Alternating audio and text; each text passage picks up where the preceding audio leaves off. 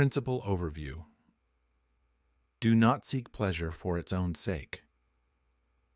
The second precept encapsulates a deeper truth about self-mastery. Musashi recognized that the relentless pursuit of pleasure leads to distraction, weakening the mind's clarity and preventing one from achieving greatness. He observed that indulgence can erode the discipline required to excel, whether in the martial arts, strategy, or life itself. Musashi's philosophy wasn't about rejecting joy altogether. It was about maintaining focus on what truly matters, pursuing long-term fulfillment and mastery, rather than indulging in pleasures that offer only momentary satisfaction. Musashi's learning. Musashi's entire life was defined by his commitment to the warrior's path, often at great personal sacrifice. At 16, after participating in the Battle of Sekigahara, one of the most significant and bloody battles in Japan's history, Musashi chose not to align himself with any lord or clan. He became a wandering ronin, traveling alone, sleeping in the wilderness, and dedicating himself to the perfection of his craft. He rejected the temptations of a more comfortable life, knowing that true mastery could only be attained through hardship and relentless training. During his travels, Musashi faced numerous adversaries. One particularly notable event occurred when Musashi encountered the Yoshioka clan. The Yoshioka family was a prominent samurai school known for its reputation and wealth. Musashi, however, did not challenge them for status or recognition. His motives were purely for the pursuit of truth in combat.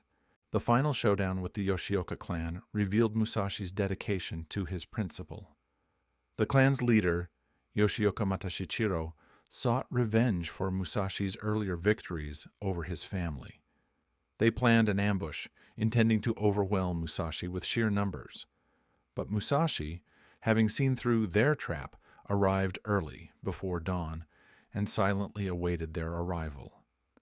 He took no pleasure in the drama or glory of the moment. In a cold, efficient manner, Musashi neutralized his opponents. His focus was purely on survival and mastery, not on indulging in the triumph or fame that many would have craved. Musashi's decision to live frugally, sleeping on the ground, practicing with wooden swords, and isolating himself from the distractions of society was a testament to his dedication to this precept. He refused to seek pleasure for its own sake because he knew that comfort and indulgence would dull his edge, both physically and mentally. Later in his life, Musashi's philosophy became even clearer. In his 50s, he lived in a cave called Raigando, where he composed his two greatest works, the Book of Five Rings and Dokkōdō. Despite his fame, he continued to live with almost nothing, rejecting offers of wealth and luxury from feudal lords. Musashi saw these offers not as opportunities, but as distractions from the purity of his practice and the clarity of his mind. Musashi's time at Raigando reflects his unyielding commitment to discipline. He continued to train and study, not for pleasure, but for a deeper understanding of life and strategy. To him, the fleeting pleasures of life paled in comparison to the eternal pursuit of truth. Conclusion: Miyamoto Musashi's second precept, do not seek pleasure for its own sake, speaks to the warrior's unwavering dedication to a life of discipline and focus. Musashi's journey was one of self-denial, not for the sake of suffering, but to sharpen his mind and body. He knew that pleasure, when sought without purpose, could cloud judgment and weaken resolve. Musashi's life, from his humble beginnings to his final days in the Raigando cave, was one of singular focus.